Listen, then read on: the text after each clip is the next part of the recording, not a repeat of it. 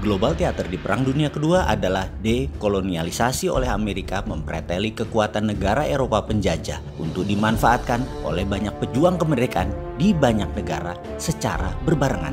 Itu kalau dilihat dari sisi teater dunia. Untuk itu, jika ada pemimpin nasionalis dan visioner yang menjadi pemimpin dan berani bertindak untuk mengambil untung dari konstelasi global untuk tindakan lokal, maka bebaslah sebuah wilayah menjadi merdeka dan berdaulat. Itulah founding father bangsa Indonesia, para pejuang kemerdekaan yang mengambil momen di mana negara-negara banyak yang berantakan karena Perang Dunia Kedua sedang diacak-acak oleh Amerika.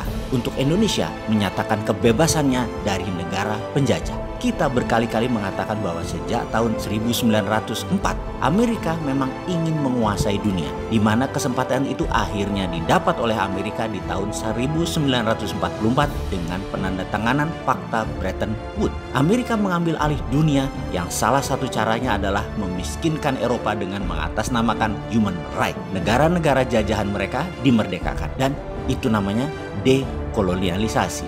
Ada lebih 50 negara baru hadir di sekitar tahun 1945 sampai 1965, terutama negara bekas jajahan negara Eropa. Skenario ini sekali lagi namanya dekolonialisasi, membuat Eropa menjadi negara produsen namun tidak menjajah lagi, tidak terlalu powerful lagi, kecuali Inggris yang sekutunya Amerika yang diizinkan menciptakan Commonwealth atas negara jajahannya. Dengan demokrasi ditegakkan, maka Amerika dengan gampang mengendalikan negara-negara baru tadi sebagai extended quasi teritori dari Amerika.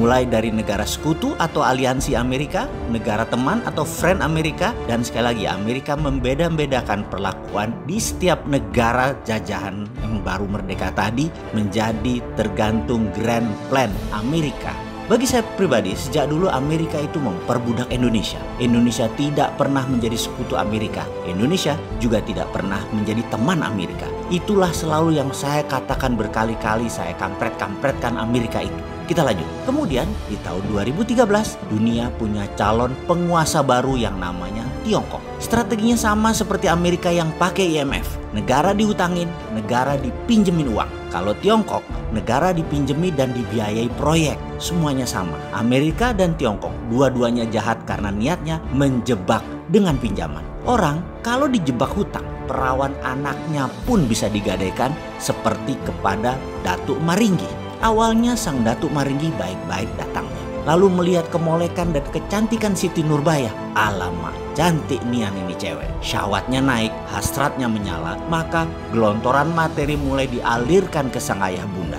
Terpesona harta, mereka lupa bahwa mereka tidak punya kepandaian mengelola uang, tidak pandai berdagang, tidak pandai bertani. Uang dipakai untuk kebutuhan konsumsi, sampai tibalah kewajiban datang menanti. Ayah bunda tak kuasa membayar. Mata Datuk Maringgi menatap tajam Siti Nurbaya. Hutang mau lunas, gadis manis dipinta Maringgi. Kedua orang tua Siti Nurbaya menunduk pasrah. Mereka orang tua tak tahu malu, tak punya hati. Anak sendiri digadai karena materi. Maringgi pasang jebakan hutang. Ilmu Maringgi ditiru IMF. Ilmu Maringgi dikopi obor Tiongkok. Siapa anak gadis yang tergadai itu kalau kita bayangkan Siti Nurbaya itu negara kita? Adakah pahlawan Samsul Bahri, pujaan hati Siti Nurbaya kali ini bisa menyelamatkan kekasihnya? Atau keberhasilan Datuk Maringgi bukan saja mengambil buah hatinya tapi juga berhasil meracun dan membunuh gadis cantik terulang lagi? Cerita ini mungkin dongeng rakyat sebelum tidur, namun hikmahnya dalam. Datuk Maringgi di ujung cerita dibunuh oleh Belanda dalam sebuah keributan di daerahnya. Kita bawa dongeng itu ke dalam kiasan. Maringgi saat ini adalah Tiongkok, Amerika adalah Belanda. Amerika ini melakukan dekolonialisasi jilid 2 setelah Perang Dunia Kedua. Maka 70 negara diikat, obor Cina akan dilepaskannya. Namun beda kalau yang banyak tersadar bahwa negaranya harus lepas dari Maringgi dan Belanda. Maka saat ini sebaiknya, kalau yang sadar nih ya, maka sebaiknya saat ini tunggangi Belanda, bunuh Maringgi, lalu perangi Belanda, memerdekakan Indonesia seperti apa founding father bangsa Indonesia lakukan di tahun 1945. Sayangnya, sekarang banyak pejabat yang belum sadar siapa Datuk Maringgi itu dan belum punya strategi bagaimana menggunakan kekuatan Belanda untuk tebas Maringgi, lalu bersama rakyat usir Belandanya. Semoga paham.